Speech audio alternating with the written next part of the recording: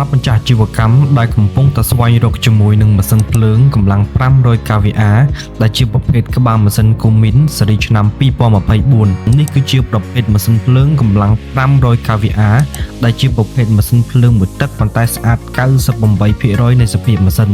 សម្រាប់ម្ចាស់អាជីវកម្មដែលចង់បានជាមួយនឹងម៉ាស៊ីនភ្លើង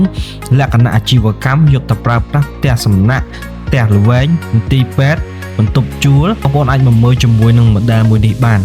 សម្រាប់ម៉ាស៊ីនភ្លើង 500 kVA មួយគ្រឿងនេះភ្ជាប់ជាមួយនឹងប្រព័ន្ធទូ ATS ជាប់ជាមួយនឹងម៉ាស៊ីនស្រាប់មានន័យថានៅពេលដែលភ្លើងរត់ដាច់ធ្វើការប្រឆាំងម៉ាស៊ីនដោយខ្លួនឯងនៅពេលដែលភ្លើងរត់តចូលមកវិញធ្វើការផ្លុំម៉ាស៊ីនដោយខ្លួនឯង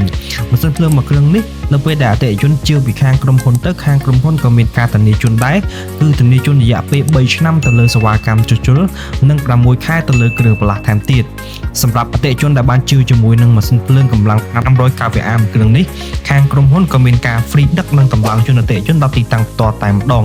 សម្រាប់ព័ត៌មានបន្ថែមអតិថិជនអាចឆាតចូលទៅកាន់ page និងអាចតាក់ទងតាមលេខទូរស័ព្ទខាងលើវីដេអូនេះបាន